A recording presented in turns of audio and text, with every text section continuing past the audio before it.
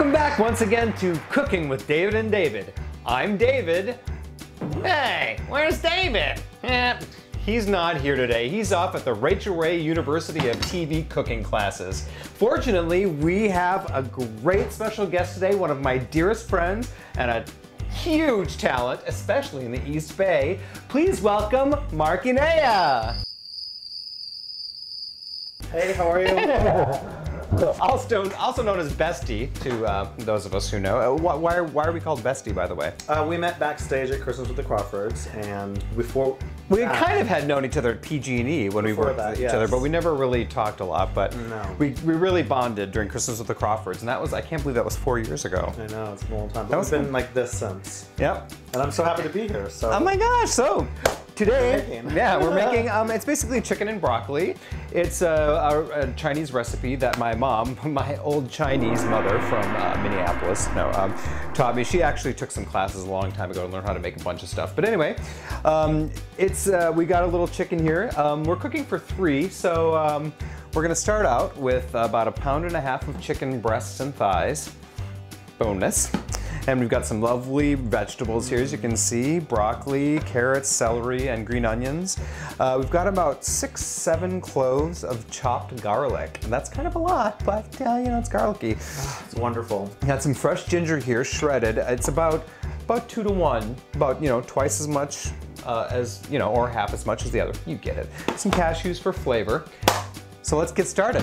The first thing my mom always did is she still does it, she's not dead or anything, is make like a little soy sugar mixture.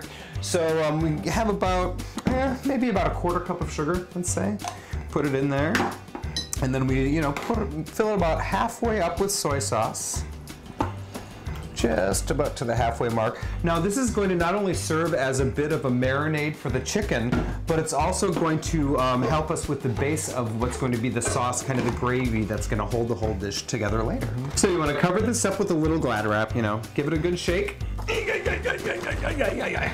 So, just make sure it's blended. So while I'm doing this, so usually how we do this is we'll cut up the chicken first, and we'll set it in the marinade and let it sit in the fridge, and then start our rice. We've actually started our rice already, so we're gonna kind of speed this along. So Bestie, will you start with some of those vegetables, and I'll start on the chicken? I wanted to mention that Mahr is doing the carrots in kind of a julienne style, and if you could actually make those half as long as you got them, that'd probably be good. But half as long and a little thinner. And then we're going to chop up the onions and the broccoli. And see what I'm doing here with the chicken? I'm just kind of slicing it, kind of thinly. I'm kind of doing it case by case. Every piece, I don't want too many big chunks, but I don't want little tiny chunks either.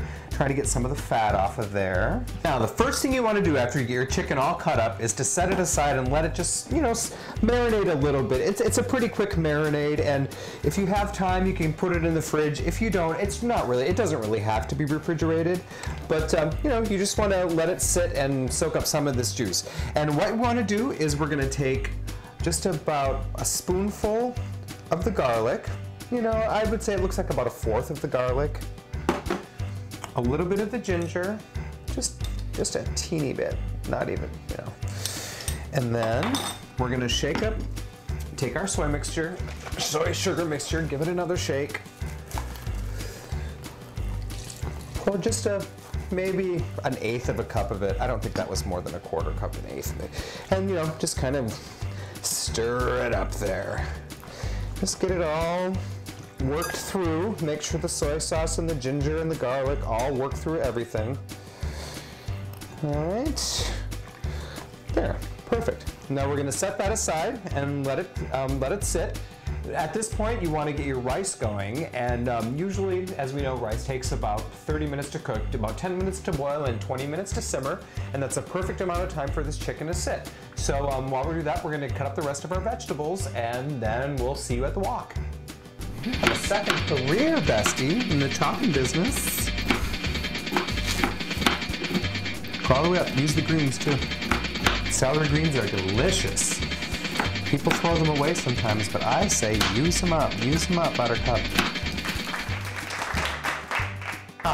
The moment's at hand. It's time to cook everything. We start with the chicken. Okay, first of all, we've got our wok on as hot as it can get. You want to put some oil in the bottom of the pan. You can use vegetable oil. I'm just using olive oil just because, frankly, I didn't have any vegetable oil left because I made homemade French fries the other night, but that's another show. All right, so we want to make sure the wok is very hot. We put a little bit, I would say maybe almost a quarter cup of oil in there. Now we're going to use half more of the ginger that we had. Woo! And same half the garlic. Right in there. Look at that. Oh, it smells so good.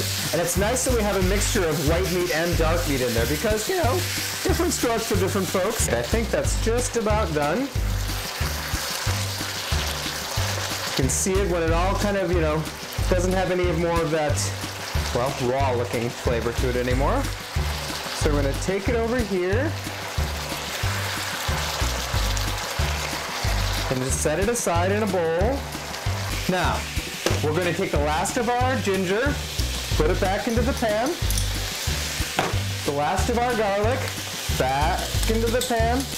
Now I'm going to take my vegetables, all chopped up. Remember, we've got green onions, broccoli, carrots, and celery here. All good stuff, fresh from the farmer's market that they have at my work every Thursday. Gotta love that. Here we go. Now we're just going to get that going.